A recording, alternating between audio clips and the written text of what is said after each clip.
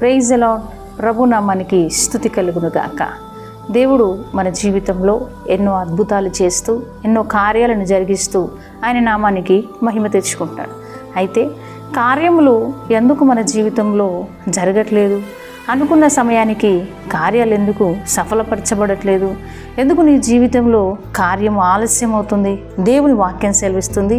ఇర్మియా గ్రంథం 29వ అధ్యాయం 11వ వచనం, నేను మిమ్మల్ని గురించి ఉద్దేశించిన సంగతులను నేను ఎరుగుదును, రాబో కాలమందు మీకు నిరీక్షణ కలుగునట్లుగా అవి సమాధానకరమైన ఉద్దేశంలే కానీ హానికరమైనవి కావు. ఇది యెహోవా వాక్కు.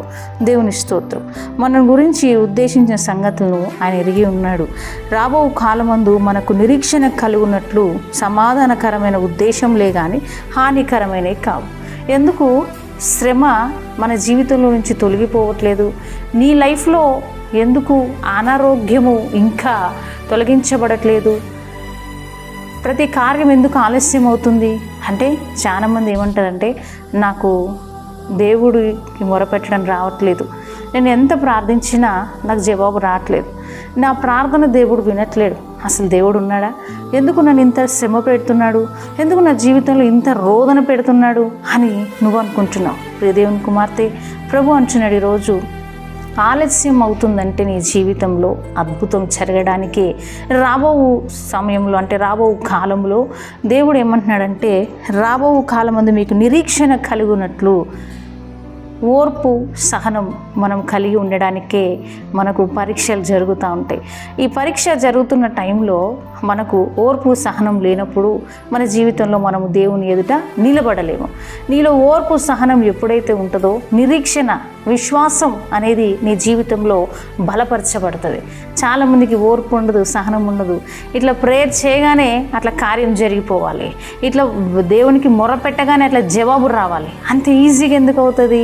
దేవుడు ప్రతిదీ కూడా ఏ టైంకు నీ జీవితంలో ఏ కార్యం జరిగించాలో, ఎటువంటిది నీకు ఆశీర్వాదకరమో ప్రభువుకు తెలుసు.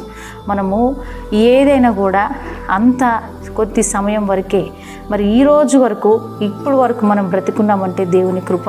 మన జీవితంలో ఏది పొంది ఉన్నా, ఏది లేకపోయినా దేవునికి మహిమ అని మనం ఉండాలి. ఆలస్యం అవుతున్న కార్యాలను దేవుడు మనకు ఆశీర్వాదకరంగా మార్చడానికే మన జీవితంలో ఆలస్యం జరుగుతుంది. ఒక దేవుని వాక్యం సెలవిస్తుంది. యోహాను సువార్త 11వ అధ్యాయము 4వ వచనం, ఈ వ్యాధి మరణము కొరకు వచ్చినది కాదు కానీ దేవుని కుమారుడు దాని వలన మహిమపరచబడినట్లు దేవుని మహిమ కొరకు వచ్చినది. దేవుని స్తోత్రం. మరి లాజరు చనిపోయి 4 దినములైంది. మరి దేవునికి తెలుసు లాజరు చనిపోయి 4 రోజులైందని. మరి ముందే ఆయనకు అనారోగ్యం ఉన్నప్పుడే లాజర్ దగ్గరికి దేవుడు వెళ్ళి ఆ రోగాన్ని స్వస్థతపరచొచ్చు కదా. ఎందుకు ఆలస్యం జరిగింది? 4 రోజులకు ఎందుకు దేవుడు లాజర్ని, మృతదేహాన్ని జీవం ఇచ్చి మరలా ఎందుకు లేపినాడంటే, ఇదిగో దేవుని కుమారుడు దాని వలన మహిమపరచబడినట్లు దేవునికి మహిమ కొరకే వచ్చినది. దేవునికి మహిమ, ఆయనకు తండ్రికి మహిమ రావడానికే కొన్ని నీ జీవితంలో కార్యాలు ఆలస్యం అవుతున్నాయి.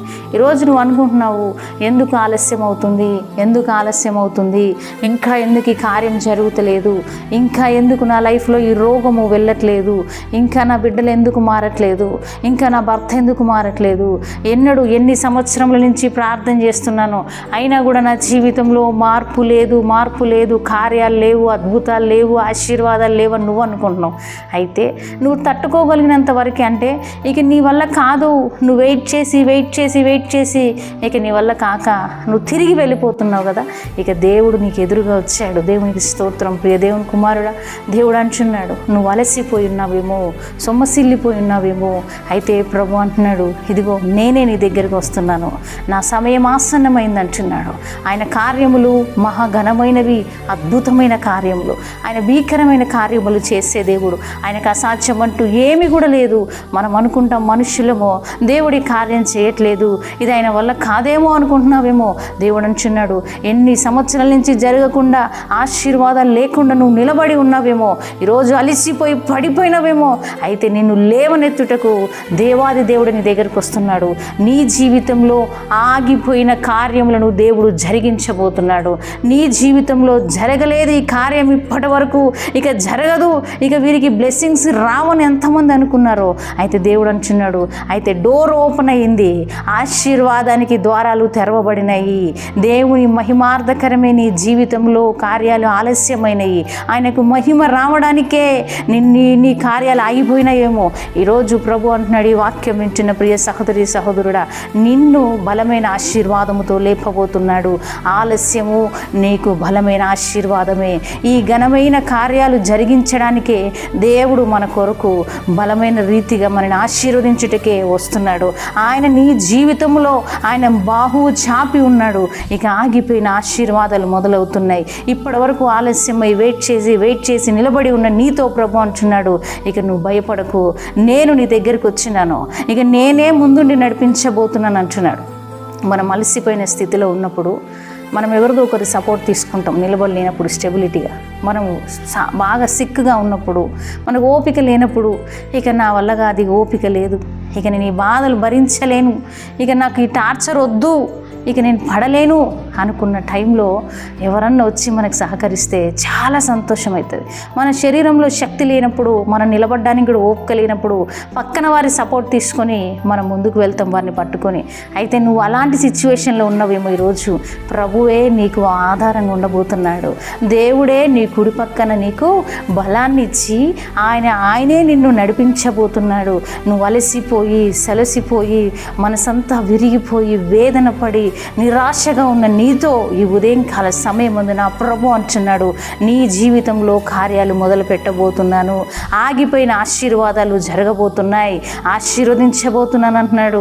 నీకు దేవుని మీద ఆనుకోబోతున్నావు, నువ్వు నీకు అద్భుతమైన కార్యాలు నీ జీవితంలో నువ్వు చూడబోతున్నావు.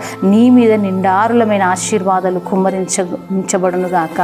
ఆమేన్. దేవుని స్తోత్రం. చిన్న ప్రార్థన చేసుకుందాం. పరిశుద్ధుడ జీవంగల తండ్రిని స్తోత్రం.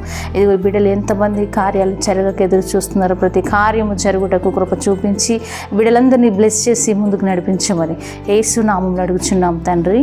ఆమేన్. Praise the lord.